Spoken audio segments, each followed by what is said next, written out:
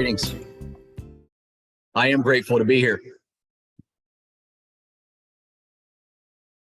These presentations that come to me are from the heart. I have a loose outline of what I might talk about, but I'm not attached to it when I come here. I listen.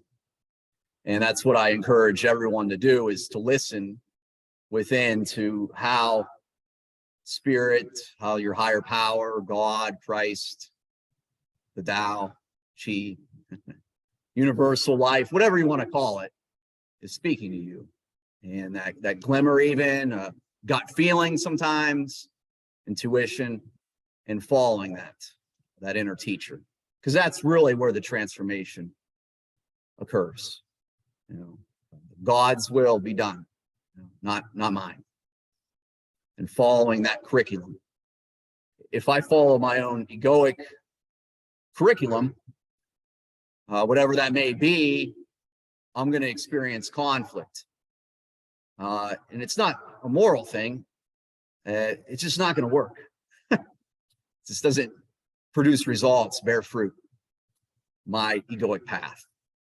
So that's why there's all these different paths. Unity has outlined their path. Other great religions have outlined their paths.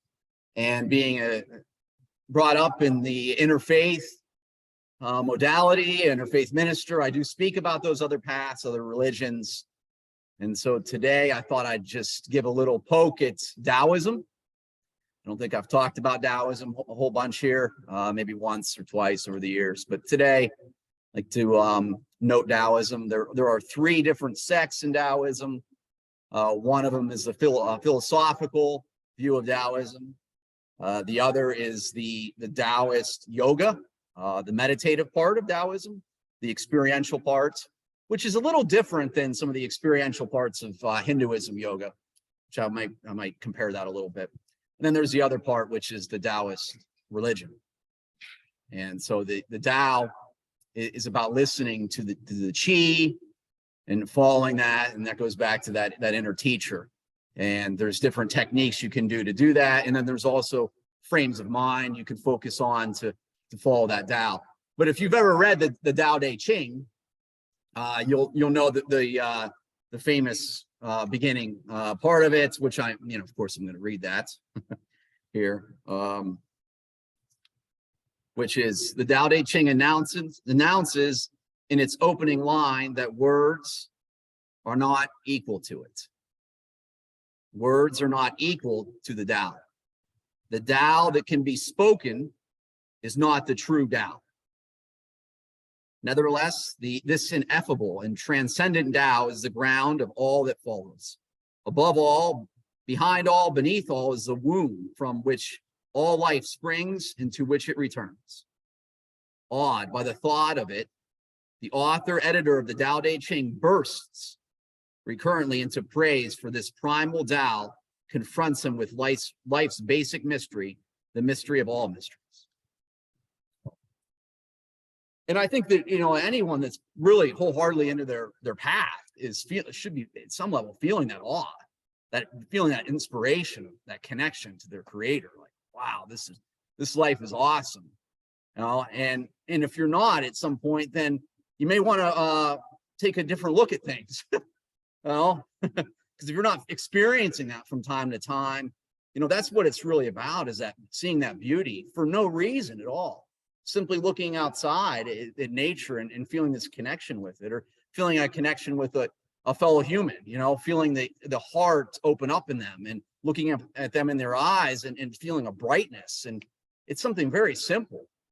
Just waking up in the morning and feeling gratitude, intentional gratitude for who you are, your authentic being.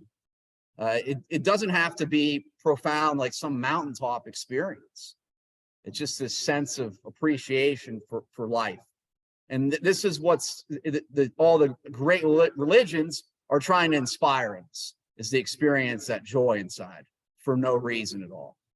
So that's what the world's based on, is reasons for experiencing joy or pleasure. Well, I got that job, I got promoted, someone validated me emotionally, I got a new relationship, I got a promotion. I acquired this new skill. All these reasons for being happy, which they all have their place and they're important. All those reasons, they're very important, and acknowledging them, and honoring them, and appreciating them is too. But they're temporal. They come and they go.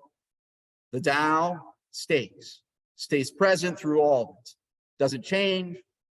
So the Tao, or the God that I connected to when I first had my awakening and became conscious, 20 years ago, is the same experience that I'm having now. That's that same presence that's guiding me. It hasn't changed. It's grown, like Carol was talking about, and Nancy was talking about. There's a growing awareness and appreciation for it, because some of the blocks in the way of it have been put aside. So really, the only reason we're not experiencing that joy on a consistent basis is because of the blocks, because of the ego, because I want it this way. So that's the other part I wanted to talk about today is, how do we experience that? Because in the Tao meditative yogi path, they really get to a place, they're practitioners to just wordlessness and just seeing the energy field around everything and not speaking a lot. They walk into a room and look at everyone in the room and see this constellation of energy around everyone and this field of presence, and just feel that, and that's sufficient for them, because they found that speaking to people really was insufficient. People just didn't get it, at least in their time. So they kind of gave up on that, and they just would enter into this engagement of divine reality and oneness, and just seeing Christ or seeing the Buddha everywhere, and just feeling that. You could even go into like Reiki practitioners, could be doing that. Or any healer could be doing that. And so that's what they do. However, how do you get to that point of being able to do that? You got to go through the undoing process. I mean, it's a nice idea. It's great if I could just skip all that and go into like seeing Christ everywhere. And we do have these moments of that. God will give you some grace, and you'll be popped up to seeing the oneness with everything. And oh my God, this is so beautiful. But then later we return to like getting angry and being resentful and having pride and all that stuff that comes back up. And so how do I deal with that part of my mind that's really habitually just miserable? I'm faced with it every day. How do I undo it? Well, I think the first part of it all is, I got to accept it. I got to be okay with it. I got to make friends with it at some level. I got to process it. I can't be pushing it away or grasp when it comes up, when I'm feeling that pain, trying to grasp for a future moment when I'm going to be free of it. That's the tendency. When pain comes up, we want to try to avoid it or seek for something in the future that's pleasurable. We don't want to actually be with it as it is, as it's arising inside us.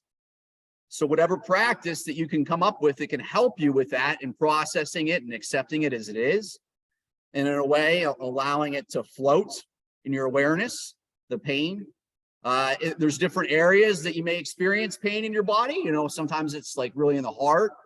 You're just, relationships in the heart. Sometimes the stomach, the head's just real noisy.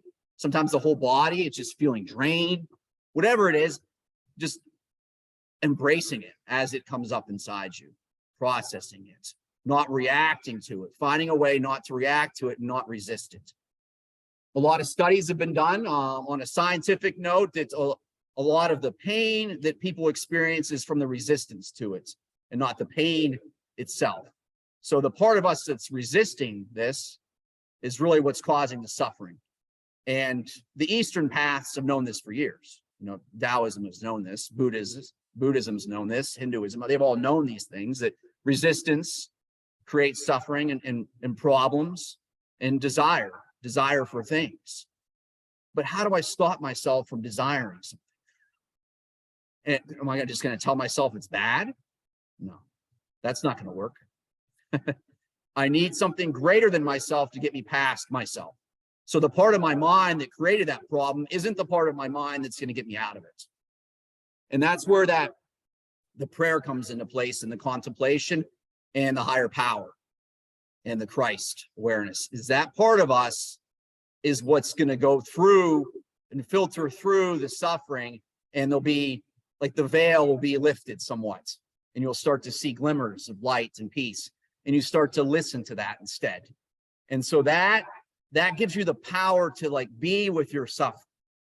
It's very difficult to be with it until you have that awareness being awakened within you. So prayer, meditation, maybe just sitting with someone that's really peaceful. Just, you know, I don't know if you can really intentionally do that. I mean, you can be guided to them, but how do you really know? You kind of, this is like a subtle thing that you just don't want, you just are drawn to certain people. But when you're around them, it's okay to be in your pain. You know, it's okay. And they love you as you are. They're giving you a place of psychological safety. And so you can just sit with them and they give you a hug, or they just reassure you that, you know, you're okay, just being you. So this is really what Jesus did. The saints did in ways, and even more. But so they help you be okay, first of all, with where you're at. And from there, you start to unfold and unravel. And so the unraveling of the ego is really what's bringing you to that chi, that Tao essence, that presence, the unraveling of the mind, the dying in like in the Christian terms, carrying of your cross, follow me, you know, and pick up your cross. You follow that and that presence, that inner teacher, and you pick up your cross, but at the time you're dying to it. You're dying psychologically to your past and your attachments here, and everything's being unraveled. There's an unlearning going on.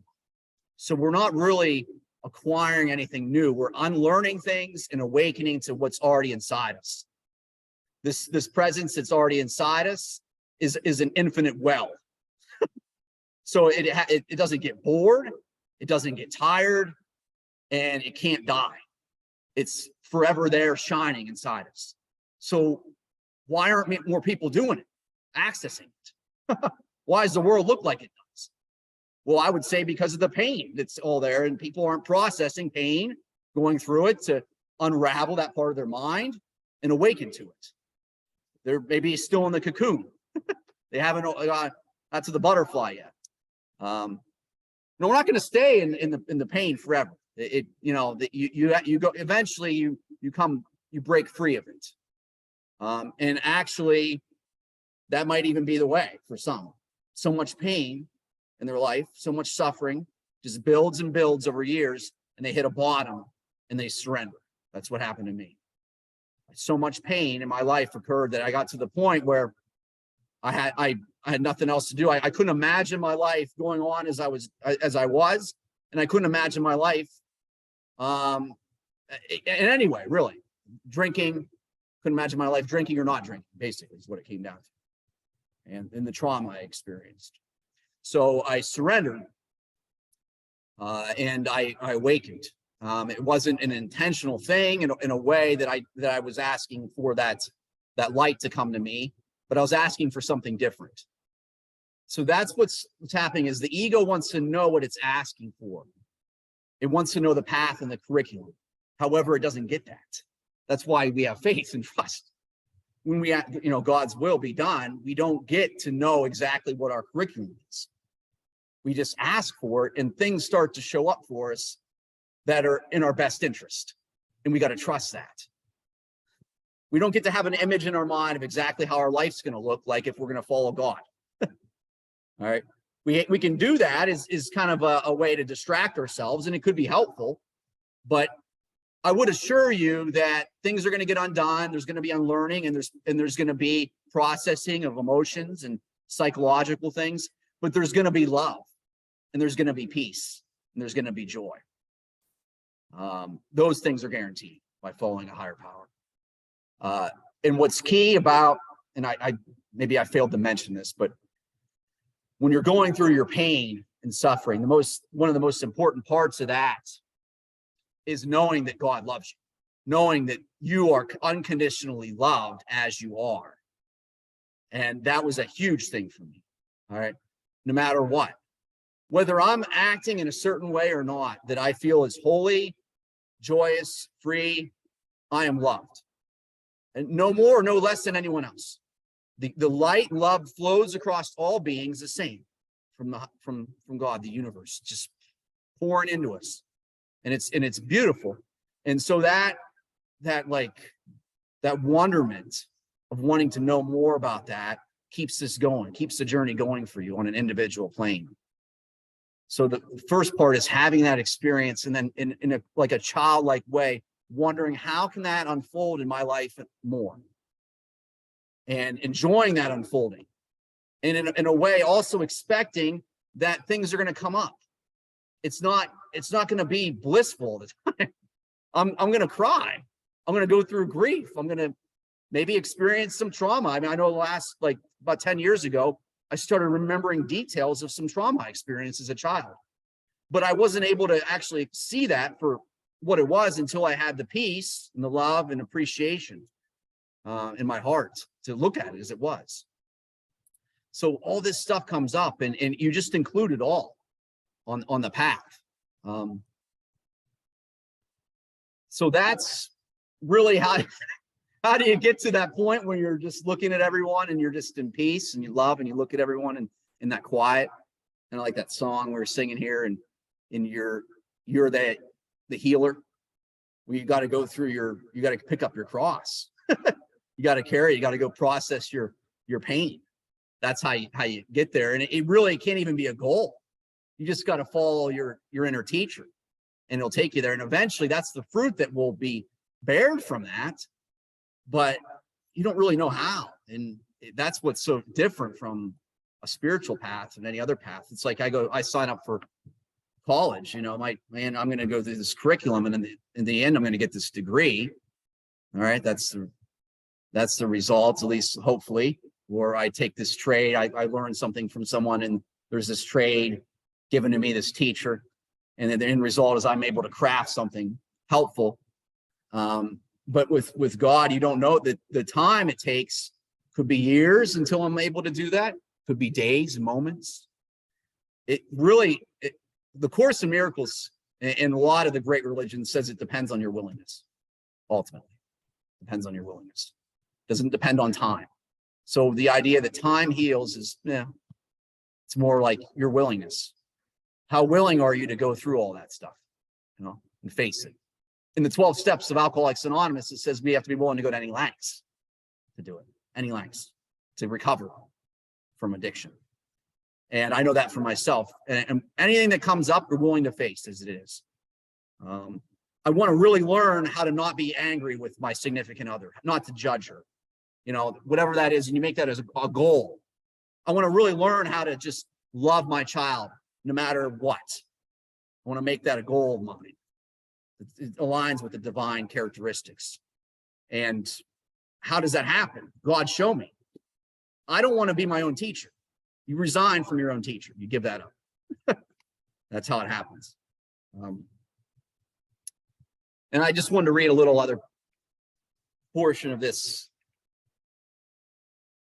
Taoism piece, because in our defenselessness, our safety lies. And the meek shall inherit the earth. So when we're really defenseless, things just kind of come to us. And the Tao speaks of this. It says, we have spoken of India in connection with this psychic power, but St. John of the Cross offers an identical promise. Without labor, you shall subject the peoples, and things shall be subject to you. Without lifting a finger overtly, a ruler who has adept in stillness would order a whole people with his mystical moral power. A ruler who is desireless himself and has thus this power inside and automatically turns his subjects from their unruly desires.